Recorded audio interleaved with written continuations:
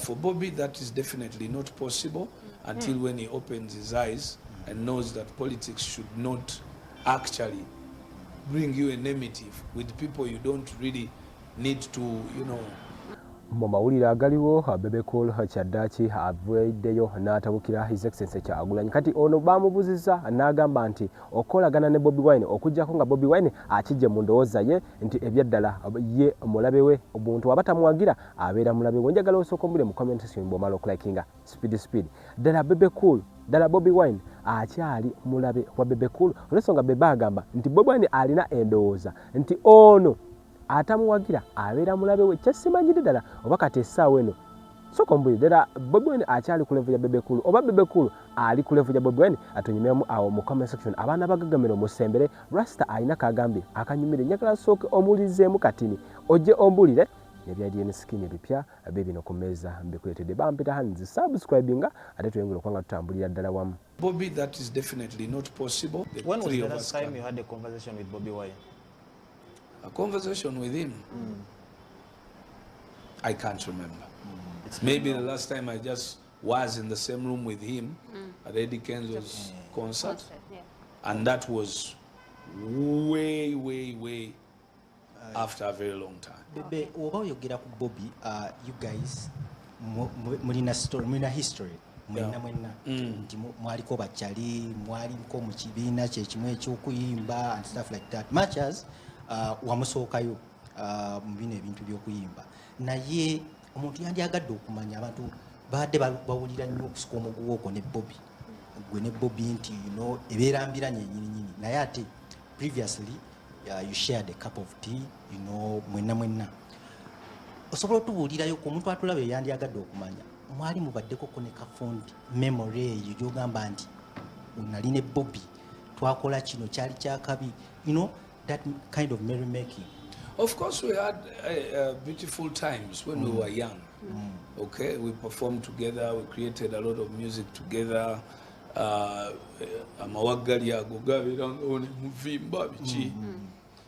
Well, you as people who interview, ask questions, by now you must have learned our characters. My character yomuntu is what builds what comes next. Bosanga omuntu nga wali olowooza alinga ggwe nga talinga ggwe kiyinza okujjako nnyo nowe protectinga.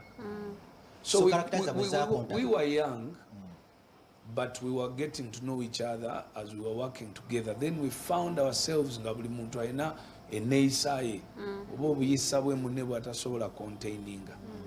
Ali mu kustatinga facts wano okitegeera mbuki agambe His Excellency mpaka nga abikudde amaaso n'alaba nti politics si ndowooza eno.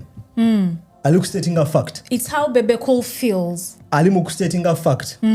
Talina proof naye agamba ki until His Excellency abikudde amaaso n'alaba nti politics talina kumulowoozesa nti abantu abamu ba enemies be. Yes. Kyeki kye mbadde nkugamba nti mukula ne bakyali bammwe ku kyalo kyekimu n'okula n'oba outgrowing concept eri real. Buli omu mu bulamu olina omuntu gw'omanyi nga temukyasobola kubonga nga either wama outgrowing oba nga kyali wammwe yaba outgrowing. Bebe n'abayimbi bano abalala bano bali mu denial, bali mu eyo space baganya okukkiriza nga batera okumuyita akasajja nti akasajja akasajja kali mu discussion za UN kali mu discussion za Trump ebintu ng'ebyo ze liigi zaalimu takyali mu liigi za ngoma tulekerawo okumulabira eri omayinga mu Bible ebagamba gw'onyoonya taliiwo mu bafu tomubalirayo. His Excellency lekeraawo okumuteeka bintu mu liigi z'aba musician. When was the last time you had a conversation with BobiWine? A conversation with him? I can't remember. Ali mu UN otegera oli Kyagulanyi ali mu UN ali mu discussions anjawulo ali mu mboozi li different. Temusaba mu room ye ba mukwano nga bino bya politics tebinajjawo bali ba mukwano tukirize tugaane. Even before BobiWine became the MP of Kyadondo bana babiri sigamba nti baali bebo balina okutegera nti omusajja aba outgrowing. Fena mbulamu naawe andaba mu kaseera kano olina kyaliweeyo nga mwali mwembi mwahasilinga mwembi nga muli mbulamu bwe bumu maybe ng'omusinga nako naye naakula n'akusinga wakusinga abata kuwalana tewabaawo bad blood kati oseka ki siseka kozere mbya tugiisemu abantu bangi nti oba olina kyaliwo eyo ne mukula mwembi n'okula n'omusingako n'alowooza weeraga tomwagala oli enemy wo kitegeera ebiseera ebisinga kiba ku ggwe wenkula naawe n'enkusingako gwe nolowooza nkweragirako oba olina okwecekinga nga ggwe omuntu olina okwakiseputinga nti mu society mulimu abantu bagenda ku outgrowinga abayimbi be Uganda abasinga balina okukkiriza nti his excellence yaba outgrowinga naye tolowooza nti Bebe Cool mumutegeera bubi tutya honestly kati ntandise okitegeera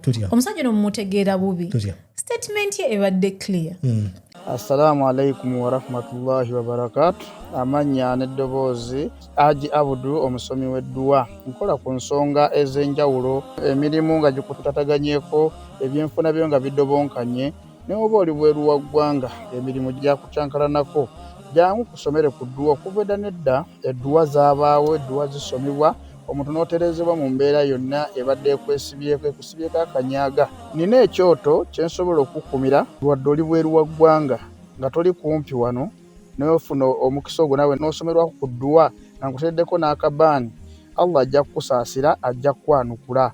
Kuba ku nnamba yange y'essimu 075 2 44 715 ne ku WhatsApp kwendi mpereza obubaka sobolo okuyamba. Assalamu alaikum wa rahmatullahi wa barakatuh. Ensonga lwaki tasobola kukola collabo ne BobiWine kubanga BobiWine bwe yayingira politics eno yendowooza ye it's how he feels for him feeling anti BobiWine bwe yayingira politics BobiWine n'alaba nti buli omu atamuwagira mulabe we eyo ndowooza ate feeling ya Bebe Cool and he is allowed ngako bali bewalana omanyiri waki engatto gwetuuka ajja kujambala omu yalowooza munene nnyo ku mulala we yalaba ng'ono atandise okukachingapo kino kiri nakyo oba olina omuntu gw'osinga n'alaba nga otandise okukachingapo naye agateekawo embeera kiri nakyo w'omusinga egenda fuuka problem nkugambye gwe katuuka ajja kukambala w'omusinga ejja fuuka ki kamale eyo oli salty osobola otubuulirayo ku muntu atulaba yandyagadde okumanya mwali mubaddeko ne kafundi memory eyo gyogamba nti nali ne Bobi twakola kino kyali kyakabi that kind of merrymaking. Of course we had beautiful times when we were young. Okay, we performed together, we created a lot of music together.